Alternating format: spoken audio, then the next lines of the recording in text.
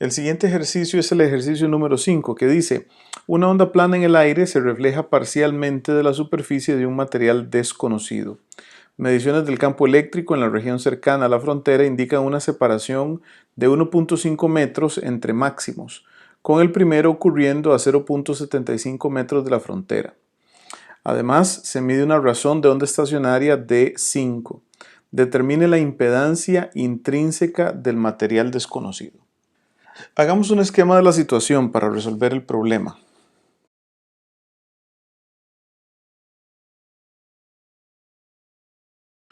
Muy bien, observemos que el dato que conocemos es la separación entre máximos, la separación del primer máximo a la frontera y la razón de onda estacionaria. La separación entre máximos nos ayuda mucho. ¿Por qué? Porque sabemos de la teoría que la separación entre máximos es de media longitud de onda.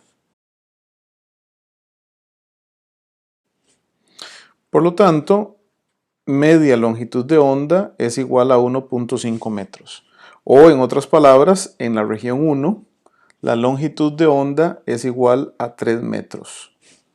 Ahora, ¿cuál es la distancia en términos de longitud de onda del primer máximo a la frontera? En términos de metros es de 0.75 metros. ¿Y eso a cuánto corresponde en longitudes de ondas? Bueno, con una regla de 3 es muy fácil ver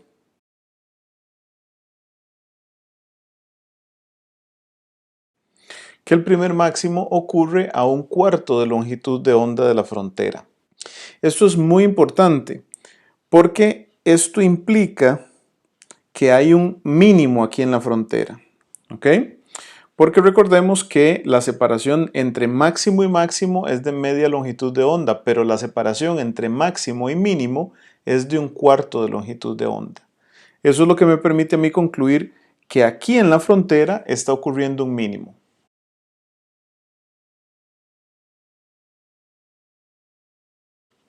¿Y de qué me sirve a mí saber que hay un mínimo en la frontera?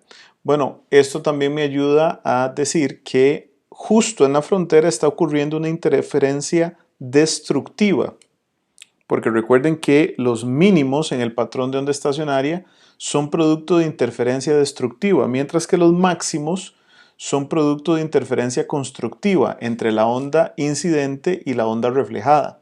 Entonces, si aquí en la frontera hay un mínimo, significa que tenemos interferencia destructiva. Y de hecho, el que sea exactamente un mínimo, lo que ocurre en la frontera, nos indica también que el coeficiente de reflexión tiene un ángulo exactamente de 180 grados. ¿Por qué? Porque así es como ocurriría la interferencia destructiva. En cualquier otro punto que no sea exactamente el mínimo o no sea exactamente el máximo, el desfase puede ser cualquier otro. Pero si en la frontera ocurre justo un máximo, el desfase del coeficiente de reflexión es 0. Y si ocurre justo un mínimo, entonces el desfase del coeficiente de reflexión es 180 grados. O sea, para un máximo en la frontera, coeficiente de reflexión positivo. Para un mínimo en la frontera, coeficiente de reflexión negativo. Esa información es muy útil porque la magnitud del coeficiente de reflexión yo la puedo calcular con el SWR, como SWR-1 entre SWR más 1. Nada más les recuerdo que SWR es razón de onda estacionaria. Estas son las siglas en inglés. Puede ser que ustedes las conozcan por sus siglas en español, ROE o ROE, que numéricamente sería 5 menos 1 entre 5 más 1. En otras palabras, 4/6 o 2/3. Pero esta es la magnitud. Nos faltaría el ángulo del coeficiente de reflexión. Y precisamente el razonamiento anterior nos ayuda a entender que ese ángulo es de 180 grados. Por lo tanto, podemos decir que gamma, el coeficiente de reflexión, tiene un valor de menos 2/3. Ahora, una vez averiguado el coeficiente de reflexión, entonces podemos plantear que menos 2/3 tiene que ser igual a eta 2 menos eta 1 entre eta 2 más eta 1.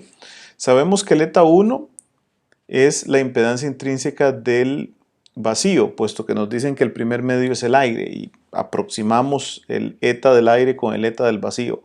Ustedes saben que no es exactamente el eta del vacío, pero está lo suficientemente cerca.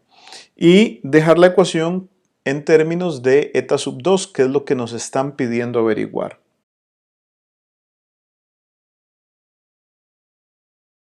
Si ustedes despejan de esta ecuación eta sub 2, entonces van a llegar a que la misma tiene un valor de eta sub 0 entre 5, o sea, 120 pi entre 5 o aproximadamente 75.4 ohms. Esta sería la impedancia intrínseca del medio 2.